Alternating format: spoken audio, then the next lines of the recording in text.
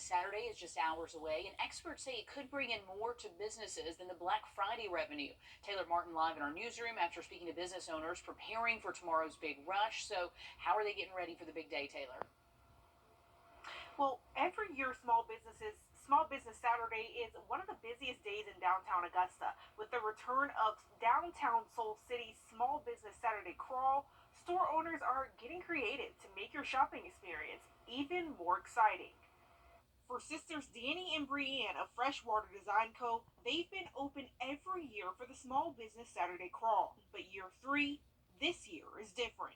To be completely honest, it has been a tough year, and we know many other small business owners are struggling this year, so it means a lot to us. Next door at Earth Pantry, Alexa Gonzalez is gearing up for her first one as a small business owner. I'm a little nervous. I called my family in to help, so I won't be fully alone, but I think I've heard it's like the Black Friday of downtown, so it just gets crazy. Business owners are hoping after you shop Black Friday sales, you won't forget about the family-owned stores right in your backyard.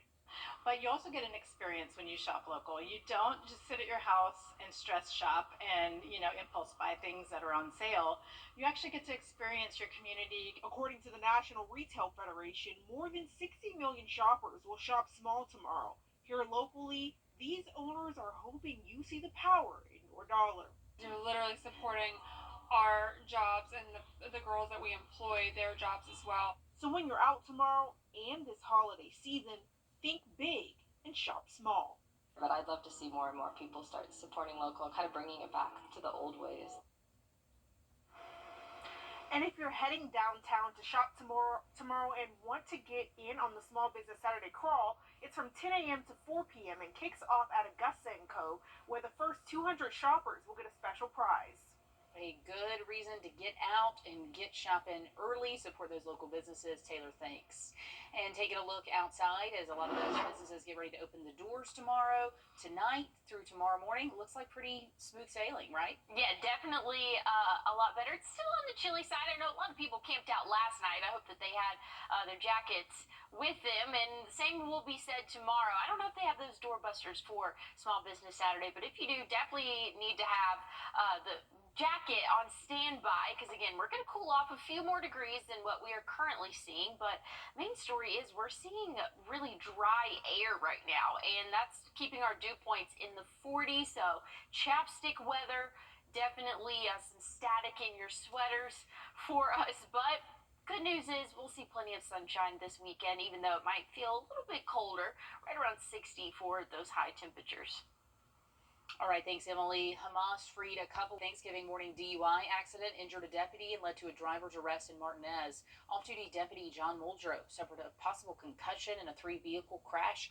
Georgia State Patrol said 24-year-old Garrett DeVore of Appling is responsible. A preliminary investigation charged him with 2 counts of serious injury by vehicle on Old Evans Road. They said Officer Muldrow's vehicle ended up in a ditch and that DeVore hit a vehicle head-on. Thanksgiving Day was deadly on the Georgia roadways. The Georgia Highway Patrol said there were 8 traffic deaths, including 5 in one accident. Troopers said yesterday afternoon a pickup hit a van carrying 9 people head-on in Colquitt County. 5 of the occupants were killed, 4 were flown to hospitals, and the driver of the truck was also severely injured. Other deadly crashes happened in Henry County on I-75 North and also in Columbus. An inmate at the federal prison in Edgefield died at the beginning of the month. The Federal Bureau of Prisons said that William Humphrey died on November the 1st. The agency's privacy standards did not allow us to get more information about that death, but the Edgefield County coroner said the death was not violent, but his cause of death is still pending. New at 11, Sandersville police say the man wanted in connection to a deadly shooting near the Loft Event Center has turned himself into the Washington County Jail. Officials say 27-year-old Xavius Wicker faces felony murder and malice murder charges. They say the shooting happened around 1:30 in the morning. One person died and the GBI is investigating. The Richmond County Sheriff's Office searching for 2 teens wanted in connection to an aggravated assault and a robbery by snatching case. Happened Sunday on Marvin Griffin Road, right near an Easy Go Food Mart. 17-year-old Chaz Kelly, 19-year-old Demaria Miller are both considered armed and dangerous. Both hang out around the Apple Valley and Jennings Homes areas, so if you see them, call the Sheriff's Office. The victim from a deadly shooting double amputee Olympic runner Oscar Pistorius has been granted parole in South Africa. He's serving a 13-year sentence for murdering his girlfriend. Prosecutors said he shot her multiple times through a bathroom door 10 years ago. He claimed he thought she was an intruder, but prosecutors said he killed her in a rage after an argument. A representative read a statement from her mother. I'm not convinced that Oscar has been rehabilitated. Rehabilitation requires someone to engage honestly with the full truth of his crime and the consequences thereof. In South Africa, prisoners are eligible for parole after serving at least half of their sentence. Pistorius has served 10 years. He's expected to be paroled January 5th. Pistorius is not able to leave South Africa's capital city without permission and will perform community service while attending a program to deal with his anger issues. A Seattle-Tacoma International Airport traveler was caught trying to conceal a knife in a loaf of bread. TSA said this is a perfect example of how people try to hide items when traveling.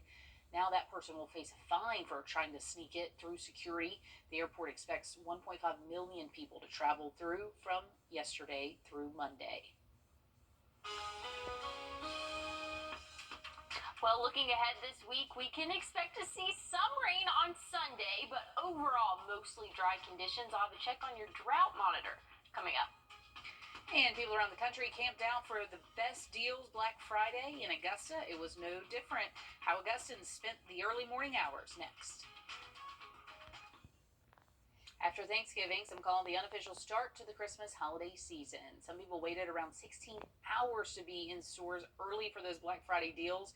Our Nick Veland was there. Shoppers camped out and entered the stores this morning.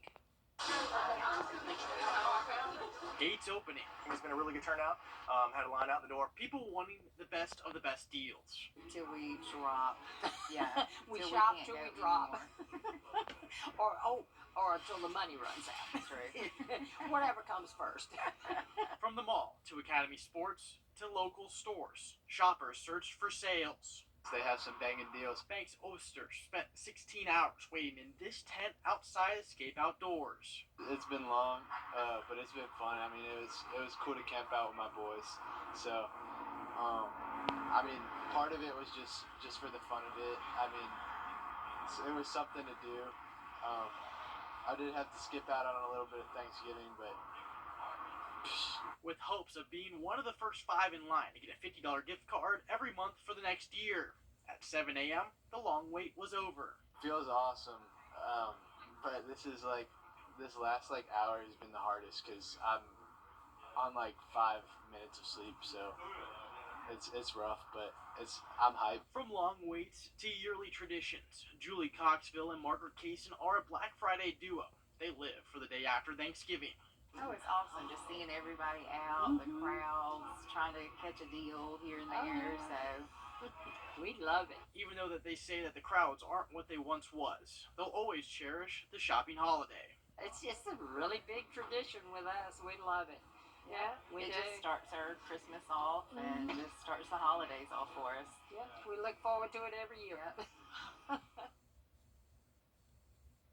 And Adobe Analytics forecasts that Cyber Monday could be even more lucrative for retailers, predicting that $12 billion in revenue could come in, and the National Retail Federation predicts holiday spending will hit record levels through next month. Outside, if people are trying to get out for Small Business Saturday tomorrow, it looks like it'll probably be a little chilly, Emily. Yeah, definitely going to be on the colder side. I know in that video we just saw that they had a little fire out. It's honestly fire weather, but I'll get to why maybe not the best time to light a fire right now. But for the overnight hours, we're going to see temperatures drop off a few more degrees than what we're currently seeing. So we'll bottom out in those lower 40s for us. But here's a look at the drought monitor. This is why it's probably not the best time for a bonfire, because most of our northern counties north of Interstate 20 are under some sort of drought condition, so either abnormally dry, moderate, even some of our counties are under that severe drought. So again, very dry conditions for us, and also dry air for us. So those dew points are very low, very easy for those fires to get lit and spread. So just be aware of that. We're not under any fire warnings or anything like that, red flag warnings, but Just letting you guys know, not the best conditions for those fires because again, it is going to be chilly, so you might be tempted to have a fire outside. Tomorrow afternoon, though, we'll warm up to right around 60 for our afternoon high. Some clouds coming in for the overnight hours, but things are being expected to be mostly sunny throughout the day. Sunday, maybe an isolated shower could move through later on in the evening and overnight. The latest models are really holding off on that rainfall there, but here's a little bit of a wider look for us, what we can expect this weekend. So again, a little bit of a cold front is expected to move through, and that could bring some rain Sunday. Also, some moisture coming from the Gulf, but again, this is really holding it off really south Georgia, northern parts of Florida. Expected to see that rain, so it might not make it quite up to us here in the CSRA, so I have about a 20% chance of us seeing those showers again late overnight Sunday into Monday, so small chance of rain there. Cooling off significantly next week. I mean, we're going to see several nights where we are flirting with freezing for us, but good news is afternoons looking either partly cloudy or mostly sunny, so definitely get to enjoy those afternoons, but it's going to be one of those where you have a big coat in the morning and then you're probably going to just need a light jacket for the afternoon, Laura. All right, thanks, Emily. A high-profile staffer for the U.S. Department of Defense's Education Division was arrested during a human trafficking operation in Georgia.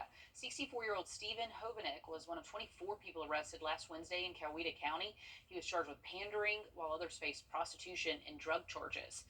The DODEA is one of two federally operated school districts that oversees education from pre-K to 12th for the Department of Defense. Police have identified the two people killed in a crash Wednesday at the Rainbow Bridge near Niagara Falls. It was a husband and wife in their 50s, both from Grand Island, New York. Niagara Falls police say it'll be a complicated investigation to figure out the cause of the crash. It's being investigated as a traffic accident after bringing border crossings between the U.S. and Canada to a halt on Wednesday. More details set to be released about a cold case that could be related to Alec Murdaugh's family. A look at a 48-hour CBS exclusive looking into the case after we get back. And as we head to break, a live look at the Las Vegas Sphere and your winning lottery numbers.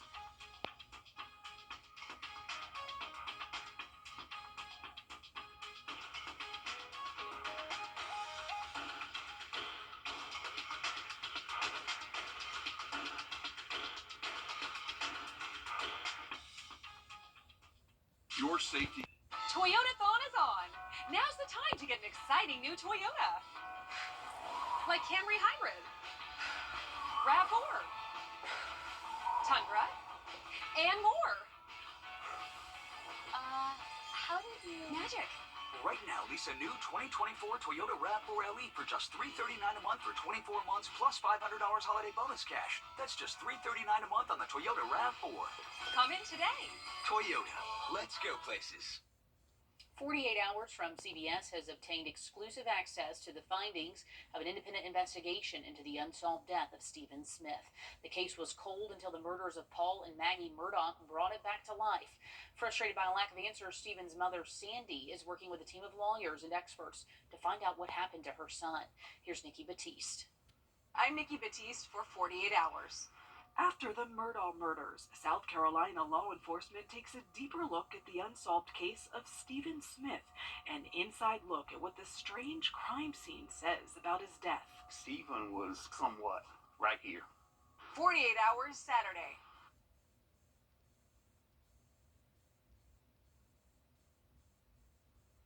The CDC says there have been 56 new cases of salmonella reported since last week, with 17 new states added to the report. 99 total cases have been reported, including 32 states. That's Georgia and South Carolina on that list. Comes from a recall on cantaloupes that's being expanded to include pre-cut ones as well. Officials reported 28 new hospitalizations and 2 deaths in Minnesota. The CDC tracker says there are 3 reported cases so far in Georgia and 3 in South Carolina, so be careful with that cantaloupe. Black Friday used to be the Super Bowl for shoppers kicking off the holiday season, but has that changed? Malls across the U.S. aren't seeing the surge they used to typically see the day after Thanksgiving. Jen Sullivan looks at how Black Friday has changed and whether you can actually score better deals on Cyber Monday. The mad discount dash associated with Black Friday appears to be slowing. Clearly, the month of November has changed really since the pandemic. More shoppers are looking to score deals online as many consumers gear up for Cyber Monday. A pretty big shift from the Black Fridays I remember about a decade ago, where people would line up early outside the stores. Now people are shopping in their pajamas. It's not just the convenience of shopping from home that has consumers scaling back on in-store shopping. Many retailers rolled out their discounts much earlier this year to entice people to spend sooner. It actually started as early October and will go right till Christmas time. Analysts at Moody's say the lag in lines this year is also due to inflation, higher interest rates. So shoppers are scaling back altogether. Despite inflation moderating somewhat, the holidays are a pretty expensive season, so people are still going to try and find the best deals that they can. The deals you see on Cyber Monday are likely not going to be much different than Black Friday. And if you're holding off in hopes of seeing discounts dip further as we get closer to the end of the year, experts say that's unlikely too, because retailers still want profits heading into the year-end quarter. I'm Jen Sullivan reporting. With the popularity of online shopping and Small Business Saturday happening tomorrow, those changes do make sense. A handful of our local football teams had the chance to punch their tickets to state tonight. Next in sports, Dan breaks down the high school football playoff action. At Lionel Smithson Automotive Group. On your sideline, sports brought to you by the Hawk Law Group. After all the Thanksgiving festivities and a fun week of practice, 4 of our local high school football teams were in action on Friday night, hoping to be another step closer to winning a state championship. Across state lines in South Carolina, the Bamberg-Earhart Red Raiders were hosting one of the Class 1A state semifinals against the Johnsonville Flashes. Let's get to the first quarter. Chanston Crosby is going to be dropping back here, and he takes a deep shot downfield. Nigel Myers goes up and gets it, mossing his defender, making an incredible catch, putting the Red Raiders in the red zone. But despite that big play, 2 of Bamberg's drives stalled on the goal line in the first quarter, forcing them to settle for just 3 points. The Red Raiders got going in the second, and Nick Folk gets the handoff and leaves the whole defense in the dust, giving Bamberg a 10-0 lead. The Flashes were held scoreless until the final play of the first half. Malik Shippey launches this ball towards the end zone, and somehow Travis Wilson comes down with it between 2 defenders, completing the Hail Mary. Absolutely incredible. Everyone in the stadium was stunned when that happened. Home field advantage wasn't enough for the Red Raiders in this one, because they came up on the wrong side of the box score, 20-10, bringing their season to a close. In the GHSA, the Swainsboro Tigers are back in the Class 1A Division I state quarterfinals. News 12's Alyssa Lyons drove over to Elbert County to help us break down the Tigers' showdown against the Blue Devils. For the 3rd consecutive year, the Swainsboro Tigers have made it to the Elite 8. Meeting them on the other side this round is Elbert County. And this battle was as hard-nosed as the Granite Bowl they played in. Swainsboro kept their first drive alive, narrowly escaping a 3-and-out. Mello, hello, 28 yards to the box, and the Tigers get on the board first and tack on 2. They got to enjoy it for about 4 minutes. That's when Elbert County worked through their line and crossed one of their own. The next drive for the Tigers didn't last as long. Blue Devils knocked the ball out of Jordan Williams' hands, and it's Elbert ball at the 41-yard line. And just like that, their own 2-point lead now becomes a 6-point deficit. Feels like a bit of a roadblock for the Tigers. Good thing they have a bulldozer. Kendarius Brown gets them even to start the second quarter at 14 apiece. Dan, take it away. Thank you, Alyssa. The mighty Tigers rode the momentum from that touchdown into the second half, where they went on to win 34-28 for the 3rd year in a row. Swainsboro's moving on to the state semifinals. In the GIAA, both have live coverage from Williams-Brice after the game. That's it for sports. Emily, take it away. Well, we can expect great football weather this weekend. Temperatures will warm up to right around 60 both Saturday and Sunday. Small chance of rain coming Sunday night, but I'll have one more look at your forecast coming up.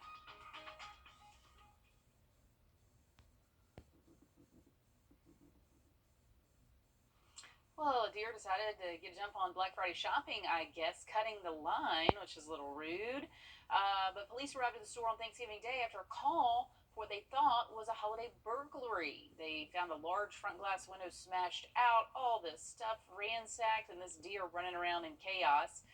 But luckily, they said it was able to leave on its own, did not get seriously injured. But can you imagine being those workers getting there at the crack of dawn on Black Friday, their busiest day of the year, and they've just got junk everywhere? This deer has like ransacked the place. He's just getting some presents to bring back to the North Pole. That's what he's doing. Oh, that looks like a Home Goods too. Is it? It is. It's a Home Goods. Or is it a Kohl's? It's got to be a Home Goods. I'm torn. I don't know.